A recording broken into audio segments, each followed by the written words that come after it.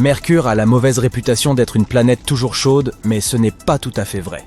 La planète n'a pas d'atmosphère et cela explique ses variations de température. Lorsqu'elle fait face au Soleil, sa température peut atteindre 430 degrés C, mais lorsqu'elle s'en détourne, elle tombe à une température glaciale de moins 180 degrés C.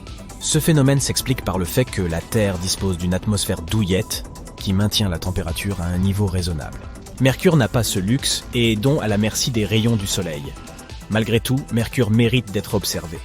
Elle est proche du Soleil, ce qui en fait un endroit idéal pour étudier la façon dont les radiations solaires affectent les planètes. Et même si elle n'est pas vraiment propice à la vie, elle recèle encore de nombreux mystères à élucider. Vénus est souvent considérée comme la planète sœur de la Terre. Oui, beaucoup de gens croient qu'il s'agit d'une planète belle et luxuriante comme la nôtre, mais ils se trompent. En réalité, Vénus est une véritable diva. Elle possède une atmosphère épaisse qui emprisonne la chaleur et fait grimper la température à la surface, jusqu'au niveau brûlant de 462 degrés C. Bon, ça va, j'ai compris. Vénus veut se démarquer et être unique, mais là, elle a dépassé toutes les limites. Elle est comme cette amie qui cherche toujours à surpasser les autres. Oh, tu trouves que la Terre est cool? Eh bien, je suis la seule planète qui tourne dans le sens des aiguilles d'une montre. C'est unique. Mais soyons réalistes, Vénus en fait trop. Elle a ces nuages d'acide sulfurique qui couvrent sa surface et rendent impossible la survie de quoi que ce soit. C'est comme si elle essayait de garder toute l'attention pour elle en s'assurant qu'aucune autre forme de vie ne puisse exister. Et son atmosphère, elle est si épaisse et si lourde qu'elle nous écraserait comme un grain de raisin. Alors, oui, Vénus est peut-être jolie de loin avec son éclat jaunâtre, mais il ne faut pas se laisser impressionner. C'est une vraie reine du drame qui ne supporte pas de partager la vedette avec quelqu'un d'autre. Quoi qu'il en soit, assez parlé de Vénus. Concentrons-nous sur la véritable star du spectacle, la Terre. Nous n'avons peut-être pas toutes les caractéristiques tape à l'œil de Vénus, mais au moins nous sommes hospitaliers et accueillants pour toutes les formes de vie. De plus, nous avons des pizzas, alors qui a besoin de nuages d'acide sulfurique? Tu penses peut-être que, puisque nous vivons sur cette planète, nous la connaissons de A à Z et qu'il n'y a pas de place pour les idées fausses. D'accord? Alors dis-moi quelle est la forme de la Terre. Si tu dis qu'elle est ronde, désolé, mais tu n'as pas raison. Notre planète ressemble à une boule, mais elle n'est pas parfaite. Tu vois, à cause de la rotation, les pôles nord et sud sont un peu écrasés et ils sont en quelque sorte plats. Les oscillations de la Terre et d'autres phénomènes lui font changer de forme au fil du temps, mais elle reste plutôt ronde. Parlons de Mars, la planète rouge qui fascine les hommes depuis des siècles. Je sais que nous pensons tous que Mars est une planète vivable sur laquelle nous pourrions simplement déposer nos valises si la Terre devenait inhabitable. Non, ce n'est pas tout à fait vrai. L'une des idées fausses les plus répandues à propos de Mars est qu'elle possède une atmosphère respirable. Certes, Mars possède une atmosphère, mais elle est beaucoup plus ténue que celle de la Terre et se compose essentiellement de dioxyde de carbone, ce qui la rend impropre à la vie humaine en l'absence de système de survie étendu. Par conséquent, si tu envisages de te promener à la surface de Mars, tu ferais mieux de préparer tes bouteilles d'oxygène. Mais cela ne signifie pas que nous devrions abandonner nos rêves de colonisation de Mars. Qui sait, peut-être que dans quelques décennies, nous pourrons appeler Mars notre deuxième maison. Certains pensent que Jupiter est une planète solide. Mais laisse-moi te dire que ce n'est qu'un tas de paroles en l'air. Littéralement. Jupiter est en fait une géante gazeuse composée essentiellement d'hydrogène et d'hélium. Elle est si massive qu'elle n'a même pas de surface solide. Et moi qui pensais que mon lit était moelleux, mais flotter sur un nuage de gaz me semble encore plutôt confortable.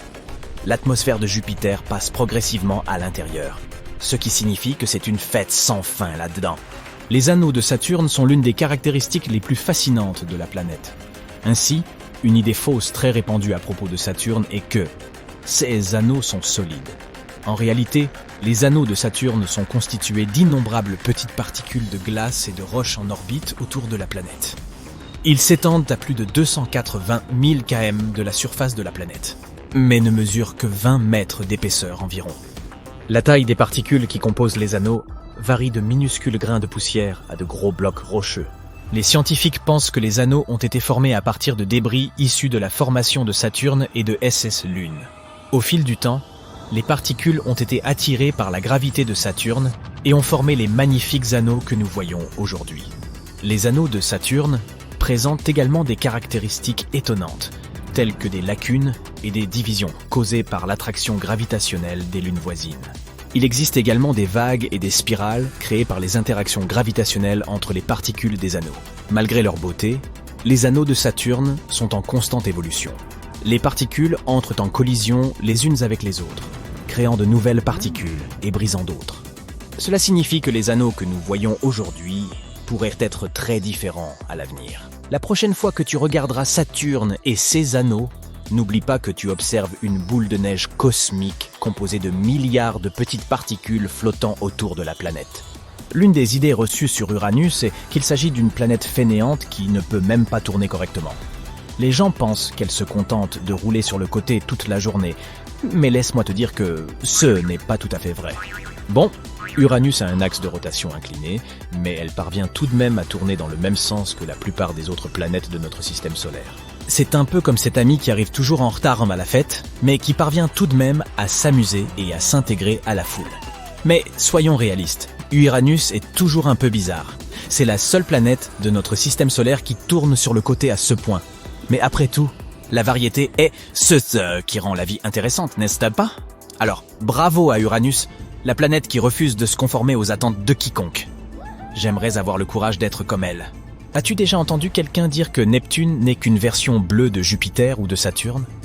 Eh bien, laisse-moi te dire que c'est comme dire qu'une banane n'est qu'une version jaune d'un concombre. C'est loin d'être le cas. Bien sûr, Neptune et ses géantes gazeuses partagent quelques similitudes, mais Neptune se démarque par sa belle couleur bleue. C'est grâce au méthane qui refroidit dans son atmosphère.